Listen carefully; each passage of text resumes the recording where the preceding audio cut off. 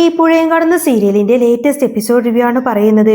അങ്ങനെ ഹോസ്പിറ്റൽ കിടക്കയിൽ ഹൃദയമിടിപ്പ് രേഖപ്പെടുത്തുന്ന ആ ഒരു മോണിറ്ററിന്റെ ശബ്ദം മാത്രമാണ് കേൾക്കുന്നത്. ജീവന്റെ തുടിപ്പ് നേരിയ തോതിൽ മാത്രം ബാക്കിയുള്ളതുപോലെ രാജേശ്വരി അവിടെ കിടന്നു. ഉറക്ക ഗുളികകൾ അവളുടെ ജീവനെ കാർന്നു തിന്നാൻ തുടങ്ങിയിരുന്നു. പുറത്ത് നെഞ്ചുരുക്കി പ്രാർത്ഥിച്ചുകൊണ്ട് തന്നെ സത്യപാലനും ജയപാലനും പ്രവീണയും നിൽക്കുന്നുണ്ടായിരുന്നു.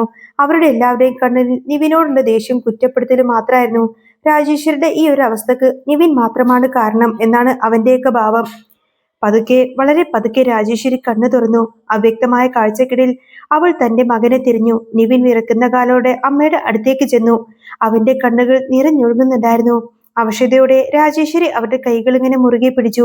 ചുണ്ടുകളൊക്കെ വിറക്കാൻ തുടങ്ങി. നിവിൻ, എന്റെ മോൻ രാഗിണി, നീ കല്യാണം കഴിക്കണം. അമ്മയുടെ അവസാനത്തെ ആഗ്രഹമാ അത്.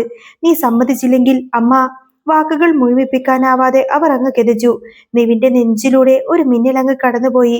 കാവേരിയുടെ ചിരിക്കുന്ന മുഖം മനസ്സിൽ ഒരു നിമിഷം തെളിഞ്ഞുവെങ്കിലും മരണക്കിടക്കിൽ കിടക്കുന്ന അമ്മയുടെ ജീവന് മുന്നിൽ അവന് വേറെ വഴിയൊന്നുമില്ലായിരുന്നു. അവർ കണ്ണീരോട് കൂടെ തന്നെ അവൻ തലയാട്ടി. ആ സമ്മതം ഒരു വലിയ കൊടുങ്കാറ്റിന്റെ തുടക്കം മാത്രമായിരുന്നു. സ്നേഹതീരം. ആ വീടിന്റെ ഓരോ കോണിലും അരവിന്ദിന്റെ ഓർമ്മകൾ മാത്രമായിരുന്നു. അവിടെ നിന്നും പടിയിറങ്ങുക എന്നത് കാവേരിയുടെയും കുടുംബത്തിനും ഹൃദയം പറിച്ചു മാറ്റുന്നത് തുല്യമായിരുന്നു. ഉമ്മർത്തെ ചാരുപടയിൽ അച്ഛന്റെ ആ ഒരു സാന്നിധ്യം എല്ലാം അവരെ നേരെ നോക്കി വിതുമ്പുന്നത് പോലെയൊക്കെ അവർക്ക് തോന്നി. ശാരദ കണ്ണീരൊക്കെ സാരി തലപ്പ് കൊണ്ട് തുടച്ചു. പഴയ കുറച്ച് സാധനങ്ങളൊക്കെ പെട്ടിയിലാക്കി. ഗംഗയും നിലമോളും പരസ്പരം ഒന്നും മിണ്ടാതെ തങ്ങളുടെ ബാഗുകളൊക്കെ ഒതുക്കി വെച്ചു. കാവേരി വളരെ വേഗത്തിൽ കാര്യങ്ങളൊക്കെ ചെയ്തു തീർക്കുന്നുണ്ടായിരുന്നു. അവളുടെ മുഖത്ത് സങ്കടത്തേക്കാൾ വലിയൊരു ദൃഢനിശ്ചയം ഉണ്ടായിരുന്നു. വണ്ടിയിലേക്ക് സാധനങ്ങളൊക്കെ എടുത്തു വെക്കുന്നതിൽ തന്നെ വിനീത് ചോദിച്ചു, കാവേരി, നമ്മളിപ്പോ നേരത്തെ തന്നെ ആ ഒരു ട്രിവാൻഡ്രത്തേക്ക് പോകുകയാണോ? കാവേരിയുടെ കണ്ണുകൾ ഒരു തീപ്പൊരി പാറി. അവൾ പതിഞ്ഞ സ്വരത്തിൽ തന്നെ പറഞ്ഞു, അല്ല വിനീതേട്ടാ, നമുക്ക് ആദ്യം കല്യാണ മണ്ഡപത്തിലേക്കൊന്ന് പോണം. എന്തിനാ കാവേരി? അവിടെ ഇപ്പൊ കല്യാണം നടക്കുമല്ലേ, നമ്മൾ എന്തിനാ വെറുതെ? വിനീത ആശങ്കയോട് ചോദിച്ചു. എല്ലാത്തിനും ഒരു കാരണമുണ്ട് വിനീതേട്ടാ. ഇതെന്റെ മുന്നിലെ അവസാനത്തെ അവസരമാണ്. അച്ഛനെ ചതിച്ചവരെ അങ്ങനെ വെറുതെ വിട്ടിട്ട് ഈ നാട് വിട്ടു പോവാനൊന്നും എനിക്ക് പറ്റില്ല. ഇപ്പോ ആരോടും ഒന്നും പറയണ്ട, നമുക്ക് അങ്ങോട്ടേക്ക് പോവാം. അത് കേട്ട് വിനീത് തലയാട്ടി. എല്ലാവരും വണ്ടിയിൽ കയറാൻ തുടങ്ങുമ്പോൾ യമുനയുടെ മുഖത്ത് വലിയൊരു അമർഷമുണ്ടായിരുന്നു. അവൾ നേരെ കാവേരിക്ക് നേരെ തിരിഞ്ഞു. ചേച്ചിക്കൊരു ഫീലിങ്സും ഇല്ലേ? നമ്മൾ ജനിച്ചു വളർന്ന ഈ ഒരു നാടും വിട്ടു പോവുകയാണോ? ചേച്ചിക്കെന്താ ഇങ്ങനെയൊക്കെ ചെയ്യാൻ തോന്നുന്നത്? കാവേരി യമുനയെന്ന് നോക്കി. ആ നോട്ടത്തിൽ ഒരുപാടധികം അർത്ഥങ്ങളുണ്ടായിരുന്നു. എനിക്ക് വേറെ ഒരുപാട് ഫീലിങ്സ് ഒക്കെ ഉണ്ട് യമുനെ. വീട് വിട്ടു പോകുന്നതൊക്കെ സങ്കടമൊക്കെ എനിക്ക് എപ്പോഴേ പോയി. നീ ആദ്യം വണ്ടിയിൽ കയറാൻ നോക്ക്. കാവേരിയുടെ വാക്കുകളിലെ ഗൗരവം കണ്ട് യമുന പിന്നെ ഒന്നും മിണ്ടാതെ തന്നെ അവിടെ വണ്ടിയിലേക്ക് കയറി. എല്ലാവരും കണ്ണീരോട് കൂടെ സ്നേഹതീരത്തേക്ക് നോക്കി. അവസാനമായി ഒന്ന് തിരിഞ്ഞു നോക്കി. ശാരദ വിതുമ്പിക്കൊണ്ട് തന്നെ വാതിലടച്ചു. ആ വണ്ടി കല്യാണ മണ്ഡപത്തിലേക്ക് കുതിച്ചു. വിവാഹ മണ്ഡപത്തിൽ വർണ്ണാഭമായ ആ ഒരു പൂക്കൾ കൊണ്ട് ദീപാലങ്കാരങ്ങൾ കൊണ്ടൊക്കെ നിറങ്ങി നിന്നിരുന്നു. എങ്ങോ സന്തോഷത്തിന്റെ അലയൊളികൾ. രാജേശ്വരി ആശുപത്രിയിൽ നിന്ന് നേരെ മണ്ഡപത്തിലേക്ക് എത്തിയിരുന്നു. അവരുടെ മുഖത്ത് പറഞ്ഞറിയിക്കാനാവാത്ത സന്തോഷമുണ്ടായിരുന്നു. സത്യപാലനും ജയപാലനും പ്രവീണയും ആസിഫും വിശാലും എല്ലാം തന്നെ അതിഥികളെ സ്വീകരിക്കുന്ന തിരക്കിലാണ്. ജയപാലിന്റെ അഹങ്കാരം അയാളുടെ ചിരിയിലങ്ങ് പ്രകടമായിരുന്നു. രാഗിണി സ്വർണത്തിൽ പൊതിഞ്ഞിങ്ങനെ ചുവന്ന പട്ടുസാരിയൊക്കെ എടുത്ത് അതിസുന്ദരിയായി തന്നെ അണിഞ്ഞൊരുങ്ങി വന്നിരുന്നു. അവളുടെ കണ്ണുകൾ നിവിനെ മാത്രമാണ് തിരയുന്നത്. പ്രവീണ അവളെ ചേർത്ത് പിടിച്ച് മണ്ഡപത്തിലേക്ക് കൊണ്ടുവന്നു. എല്ലാവരും കയ്യടിയോടുകൂടെ അവരെ വരവേറ്റു. എന്നാൽ മണ്ഡപത്തിലിരിക്കുന്ന നിവിന്റെ അവസ്ഥ മറ്റൊന്നായിരുന്നു. അവന്റെ കണ്ണുകളെല്ലാം തന്നെ നിറഞ്ഞിരുന്നു. തല കുനിഞ്ഞിരിക്കാണ്. കാവേരിയുമായി ചിലവഴിച്ച നല്ല നിമിഷങ്ങൾ ഓരോന്നോരോന്നായി അവന്റെ മനസ്സിലേക്ക് കടന്നു വന്നു. ആ ചിരി, ആ പിണക്കം, ആ സ്നേഹം എല്ലാം നഷ്ടപ്പെടുകയാണല്ലോ എന്നോർത്ത് അവന്റെ ഹൃദയം നേറി. രാഗിണി വന്ന് അവന്റെ അടുത്തേക്ക് വന്നിരുന്നപ്പോ അവൾ അവനെ നോക്കി നാണത്തോടെ ചിരിച്ചു. പക്ഷേ നിവിൻ ഒരു ശൂന്യതയിലേക്ക് തന്നെ നോക്കി അവളെ നോക്കണേ. ചടങ്ങുകൾ അങ്ങനെ തുടങ്ങി. നിവിൻ വിറക്കുന്ന കൈയോടെ ഒരു യന്ത്രം പോലെ രാഗിണിയുടെ കഴുത്തിലേക്ക് ആ ഹാരമങ്ങ് അണിയിച്ചു. രാഗിണി സന്തോഷത്തോടെ അവന്റെ കഴുത്തിലേക്കും ഹാരം അണിയിക്കാണ്. താലി കെട്ടാനുള്ള മുഹൂർത്തം അടുത്തുകൊണ്ടിരുന്നു.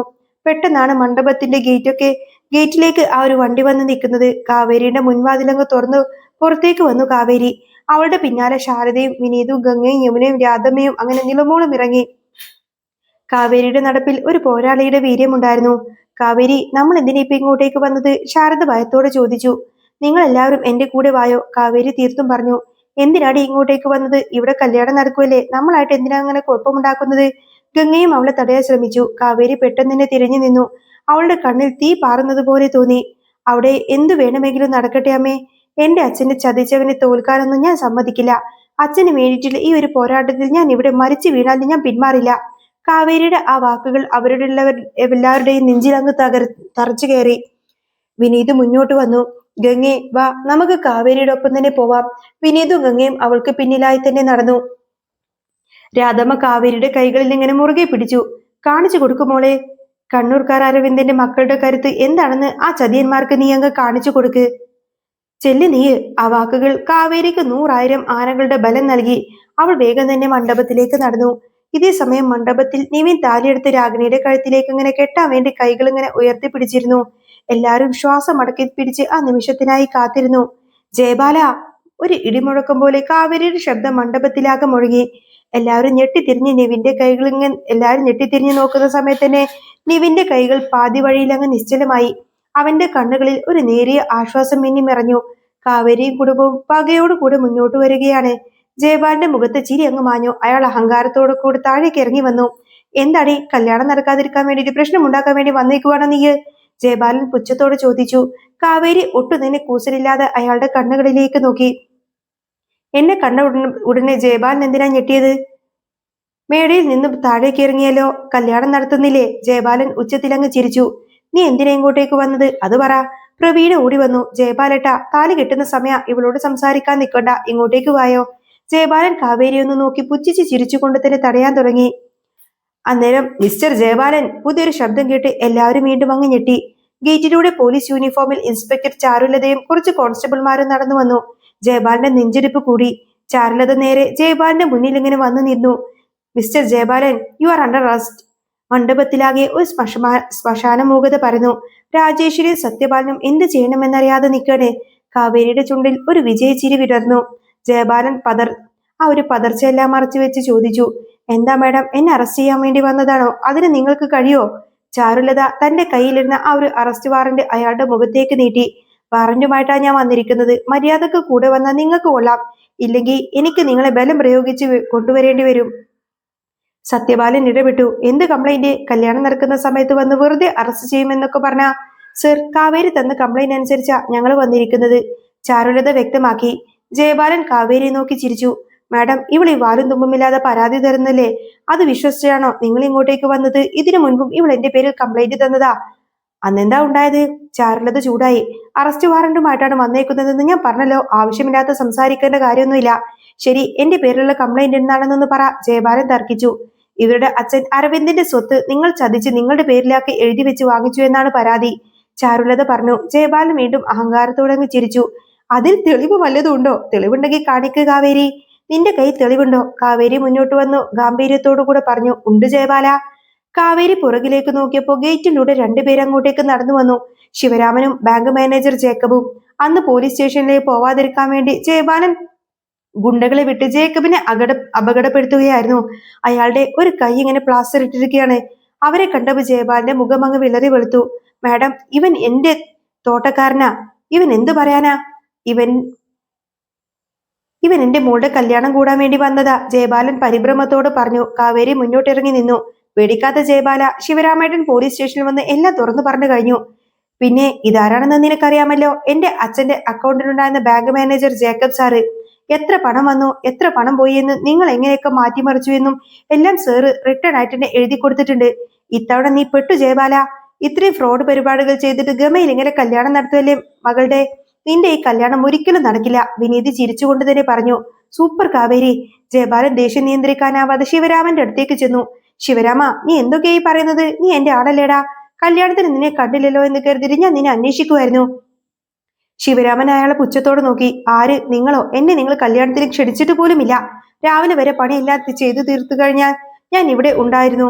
കല്യാണത്തിനൊന്ന് വാടാ എന്ന് പോലും ഒരു വാക്ക് പോലും നിങ്ങൾ എന്നോട് പറഞ്ഞോ? ഇല്ലല്ലോ. എന്നിട്ട് എന്നെ അന്വേഷിച്ചുത്രേ. ഇത് കേട്ടപ്പോൾ ജയപാലന്റെ സമനിലങ്ങ് തെറ്റി. അയാൾ ശിവരാമന്റെ മുഖത്തടിച്ചു. മോർ നിക്കട അങ്ങോട്ടേക്ക്. ചാരുലത ജയപാലനെ അങ്ങ് പിടിച്ചു തള്ളി. എല്ലാവരും അങ്ങ് മാറി നിൽക്ക്. എന്റെ മോളുടെ കല്യാണം കഴിയട്ടെ, എന്താണെങ്കിലും അത് കഴിഞ്ഞ് സംസാരിക്കാം. ജയപാലൻ അലറി. പറ്റില്ല, ഞങ്ങൾക്ക് പോവാനുള്ള സമയമായി. കാത്തു നിൽക്കാനൊന്നും ഞങ്ങൾക്ക് നേരമില്ല, കാവേരി ഉറപ്പിച്ചു പറഞ്ഞു. എടി, നിന്റെ സൗകര്യത്തിന് എനിക്കൊന്നും ചെയ്യാൻ പറ്റില്ല, ജയപാലൻ അങ്ങ് കയർത്തു. ഹലോ, നിങ്ങളുടെ സൗകര്യത്തിന് ഞങ്ങൾക്ക് ജോലി ചെയ്യാനും പറ്റില്ല. കോൺസ്റ്റബിൾ വിലങ്ങ് വെക്ക്, ചാരുലത നിർദ്ദേശിച്ചു. ജയപാലനാകെ പരിഭ്രാന്തനായി. ഏതോ ഒരുത്തൻ എന്തോ എഴുതിയെന്ന് തന്നു എന്ന് വിചാരിച്ച് എന്നെ അറസ്റ്റ് ചെയ്യുമെന്നോ? കാവേരി നേരെ ശിവരാമനെ നേരെ തിരിഞ്ഞു. എന്തോ എഴുതി കൊടുത്തെന്നോ ശിവരാമേട്ടാ? എന്താ നടന്നതെന്ന് ഇവരൊക്കെ ഇത് കേൾക്കട്ടെ, പറ. ശിവരാമൻ എല്ലാവരെയും നോക്കി സംസാരിക്കാൻ തുടങ്ങി. മാഡം, അരവിന്ദൻ സർ ആണ് ആ തോട്ടം വാങ്ങിക്കാൻ തീരുമാനിച്ചത്.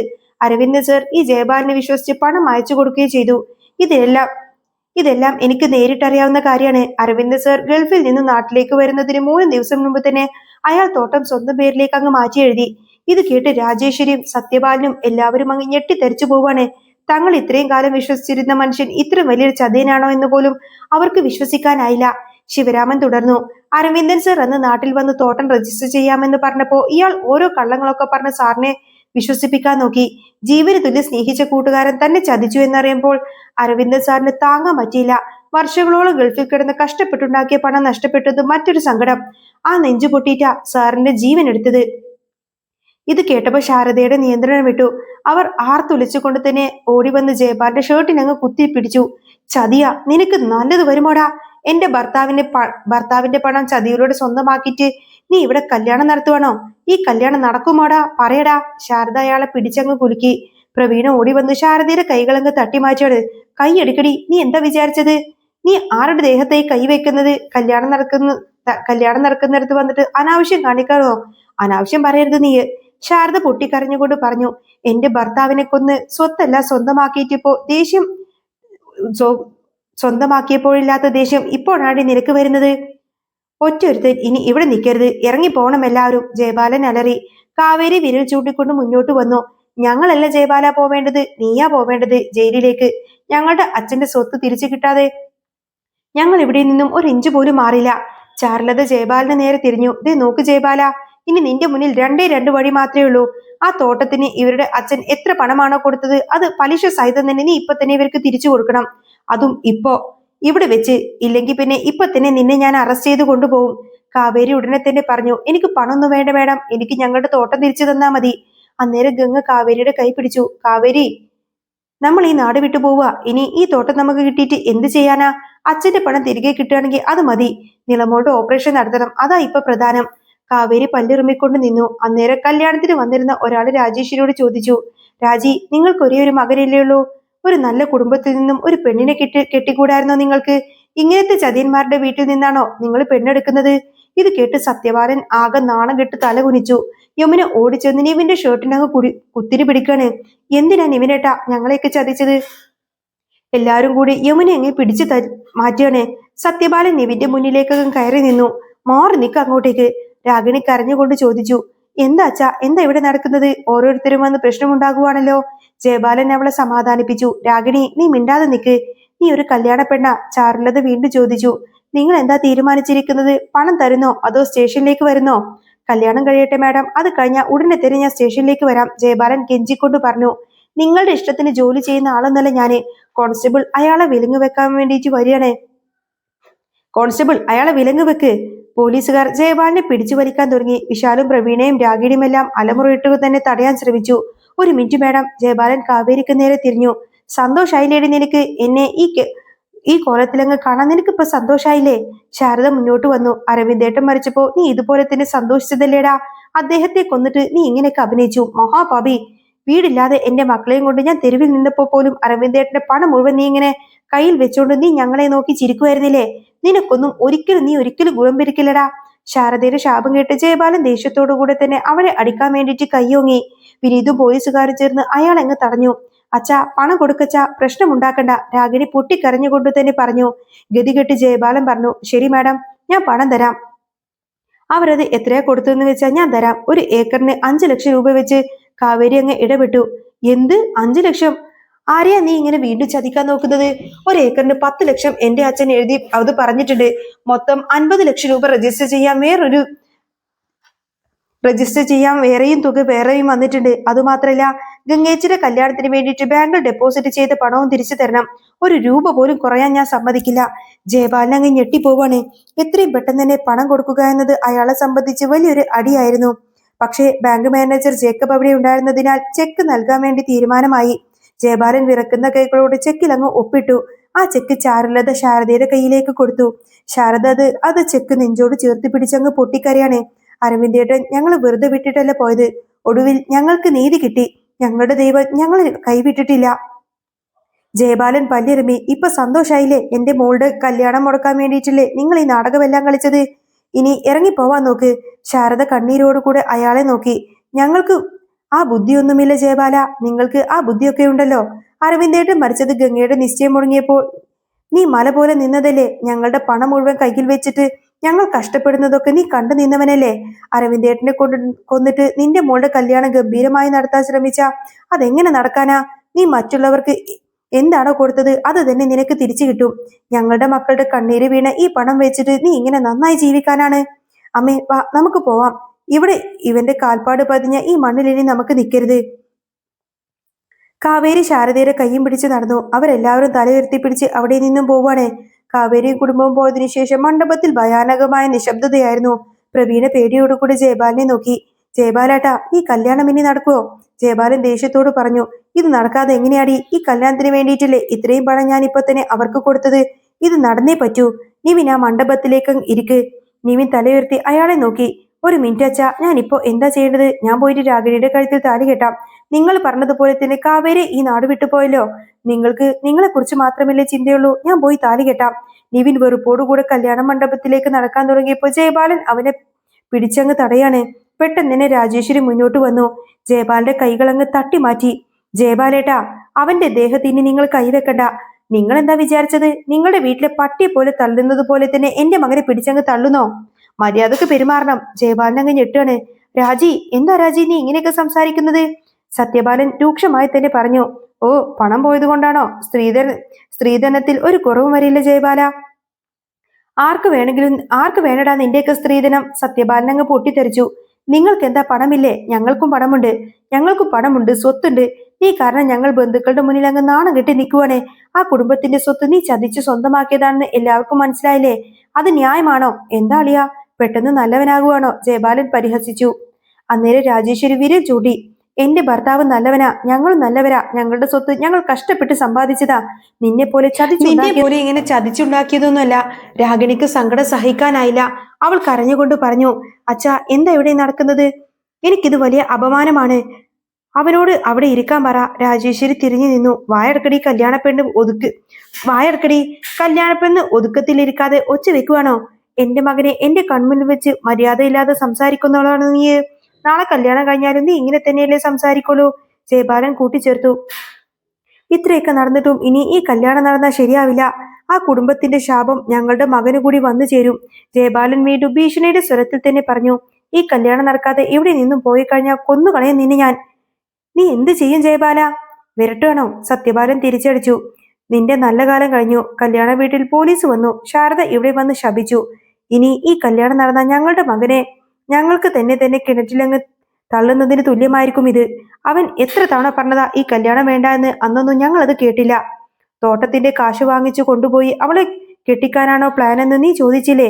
ഞങ്ങളുടെ മകൻ അവളെയും കല്യാണം കഴിക്കില്ല, നിന്റെ മോളെയും കല്യാണം കഴിക്കില്ല. എല്ലാം മതിയാക്ക്. സത്യഭാനു രാജേശ്വരി നിവിനെയും കൂട്ടി ആ കല്യാണ മണ്ഡപത്തിൽ നിന്നങ്ങ് ഇറങ്ങിപ്പോവാണ്. അങ്ങനെ നിവിൻ പോയതോടുകൂടി തന്നെ രാഗിണിക്ക് ശരിക്കും സമനില തെറ്റിയതുപോലെയായി. അവൾ അലറിക്കൊണ്ട് തന്നെ മണ്ഡപത്തിലെ ആ ഒരു പൂക്കളെല്ലാം തന്നെ വലിച്ചെറിഞ്ഞു. സ്വന്തം അച്ഛനെ അവൾ ഒരുപാടങ്ങ് കുറ്റപ്പെടുത്തി. അച്ഛൻ കാരണം എനിക്കെന്റെ നിവിനെ നഷ്ടപ്പെട്ടത്. എനിക്ക് നിവിനെ തന്നെ വേണം അച്ഛാ. അവൾ പൊട്ടിക്കരഞ്ഞു. മകളുടെ അവസ്ഥ കണ്ട് ജയബാലിന്റെ ഉള്ളിൽ പക അങ്ങ് ആളിക്കത്തി. അയാൾ അവളെ കെട്ടിപ്പിടിച്ചു. കരയിലെ മോളെ, നീ എന്റെ കണ്ണീര് നിന്റെ കണ്ണീരിന് കാരണക്കാരായവരെ ഈ അച്ഛൻ വെറുതെ വിടില്ല. നിവിനും കാവേരിയും തമ്മിലുള്ള ആ ഒരു കല്യാണം ഞാൻ നടത്താനും സമ്മതിക്കില്ല. ഇതിന് ഞാൻ പകരം ചോദിച്ചിരിക്കും. അയാളുടെ കണ്ണുകളിൽ പ്രതികാരത്തിന്റെ തീ എരിയുന്നുണ്ടായിരുന്നു. അങ്ങനെ മണിക്കൂറുകൾ നീണ്ടുനിന്ന യാത്രക്കൊടുവിൽ കാവേരിയും കുടുംബവും നേരെ തിരുവനന്തപുരത്തേക്ക് എത്തിച്ചേർന്നു. വലിയ കെട്ടിടങ്ങളും തിരക്കേറിയ ആ ഒരു നിലത്തും അവർക്ക് അപരിചിതമായിരുന്നു. വാടകയ്ക്കൊരു വീട് അന്വേഷിക്കാൻ അവർ ഒരുപാടധികം അലഞ്ഞു. എങ്ങും നിരാശ മാത്രമായിരുന്നു ഫലം. കൈക്കുഞ്ഞുമായി ആ ഒരു വെയിലത്ത് നടക്കുന്ന എല്ലാവരും ആകെ തളർന്നിരുന്നു. അപ്പോഴാണ് യാദൃശ്ചികമായി അവർ നരേന്റെ മുത്തശ്ശിയെ കണ്ടുമുട്ടുന്നത്. അവിടുത്തെ ആ ഒരു നിസ്സഹായാവസ്ഥ മനസ്സിലാക്കിയ മുത്തശ്ശി അവരോടൊരു വലിയ സഹതാപം തോന്നി. നിങ്ങൾ വിഷമിക്കേണ്ട, എന്റെ വീട്ടിലൊരു ഔട്ട് ഹൗസ് ഉണ്ട്. അത് ഞാൻ നിങ്ങൾക്ക് വാടകയ്ക്ക് തരാം, എന്റെ കൂടെ വാ. മുത്തശ്ശിയുടെ വാക്കുകൾ അവർക്ക് വലിയൊരു ആശ്വാസമായി. മുത്തശ്ശി അവരെയും കൂട്ടി നേരെ ഗൗരീശങ്കരം എന്ന് പറയുന്ന ആ ഒരു വലിയ തറവാട്ടിലേക്ക് ചെന്നു. ഗേറ്റ് കടന്ന് ഉള്ളിലേക്ക് കയറിയപ്പോൾ കാവേരി ചുറ്റും നോക്കി. ആ വീടും പരിസരവും അവൾക്ക് എവിടെയോ കണ്ട് പരിചയമുള്ളതുപോലെ തോന്നാണ്. അവളുടെ മനസ്സ് പഴയൊരു ഓർമ്മകളിലേക്ക് പോയി. ശിവരാജൻ അന്വേഷിച്ച് ഒരിക്കൽ നരേന്റെ വീട്ടിന്റെ ഗേറ്റ് വരെ അവരരികിലേക്ക് വരെ വന്നിരുന്നതാണല്ലോ. അന്ന് നരേനും കാവേരിയും പരസ്പരം കണ്ടിരുന്നുവെങ്കിലും മുഖമൊന്നും വ്യക്തമായിരുന്നില്ല. അതല്ല ശിവരാജന്റെ വീട് എന്ന് പറഞ്ഞ് ആ ഒരു മേഘനാഥന്റെ വീട്ടിലേക്ക് അന്ന് സെക്യൂരിറ്റി അവരെ അവിടെ നിന്ന് പറഞ്ഞു വിടുമായിരുന്നു. അത് ആ വീടല്ലേ? അവളിങ്ങനെ മനസ്സിലോർത്തു. കാവേരിയും കുടുംബം പുറത്തു നിൽക്കുമ്പോൾ വീടിനുള്ളിൽ വലിയൊരു വഴക്ക് നടക്കായിരുന്നു. ഔട്ട് ഹൗസ് വാടകയ്ക്ക് കൊടുക്കാൻ മുത്തശ്ശിയും മുത്തശ്ശനും തീരുമാനിച്ചതായിരുന്നു. നരേൻ ദേഷ്യം കൊണ്ട് വിറച്ചു. നിങ്ങൾക്ക് എന്തിന്റെ കേടാ? ആ വീട് ആർക്കും കൊടുക്കാൻ പറ്റില്ല എന്ന് ഞാൻ പറഞ്ഞതല്ലേ? നരേൻ അലറി. മുത്തശ്ശൻ ശാന്തമായി പറഞ്ഞു. നരേൻ, ആ വീട് വെറുതെ കിടക്കുമല്ലേ? കുറച്ച് പാവങ്ങളാ, അവർക്ക് കൊടുത്താൽ എന്താ? നരേന്റെ മനസ്സിൽ ചാന്ദിനിയുടെ മുഖം അങ്ങ് തെളിഞ്ഞു വന്നു. താൻ ജീവന് തുല്യ സ്നേഹിക്കുന്ന പെൺകുട്ടി. അവളും കുടുംബം വാടകയ്ക്ക് താമസിച്ചിരുന്നത് ആ ഒരു ഔട്ട് ഹൗസിലേക്കായിരുന്നു. ആ ഓർമ്മകൾ അവനെ വല്ലാതെ വേട്ടയാടുന്നുണ്ടായിരുന്നു. എനിക്ക് പറ്റില്ല, ആ വീട് ഞാൻ ഇടിച്ചു കളയാൻ പോവാണ്, നരേൻ അങ്ങ് കടുപ്പിച്ചു പറഞ്ഞു. മുത്തശ്ശൻ വിട്ടുകൊടുത്തില്ല. ശരി, ഇടിച്ചു കളഞ്ഞാം, പക്ഷേ പകരം നീ ഒരു കല്യാണം കഴിക്കണം. ഇത് കേട്ടപ്പോ നരേന്റെ ദേഷ്യം അങ്ങ് ഇരട്ടിച്ചു. നിങ്ങൾ ആ വീട് ആർക്ക് വേണമെങ്കിലും വാടകയ്ക്ക് കൊടുത്തോ, എനിക്ക് കല്യാണം കഴിക്കാൻ പറ്റില്ല, അവൻ ദേഷ്യത്തോട് പറഞ്ഞ് മുകളിലേക്ക് അങ്ങ് കയറി പോവാണ്. അങ്ങനെ മുറ്റത്ത് നിന്നിരുന്ന കാവേരിയും ഇതെല്ലാം തന്നെ കേൾക്കുന്നുണ്ടായിരുന്നു. പുതിയൊരു സങ്കേതത്തിൽ പുതിയൊരു കൊടുങ്കാറ്റ് അവരെ കാത്തു നിൽക്കുന്നുണ്ടായിരുന്നു. നഷ്ടങ്ങളും പോരാട്ടങ്ങളും നിറഞ്ഞ കാവേരിയുടെ ജീവിതത്തിൽ ഗൗരി ശങ്കരത്തിലെ ആ ഒരു ഔട്ട് ഹൗസ് ഇനി എന്ത് മാറ്റങ്ങളൊക്കെയാണ് കൊണ്ടുവരാന്നൊക്കെ നമുക്ക് കാത്തിരുന്ന് കാണാട്ടോ.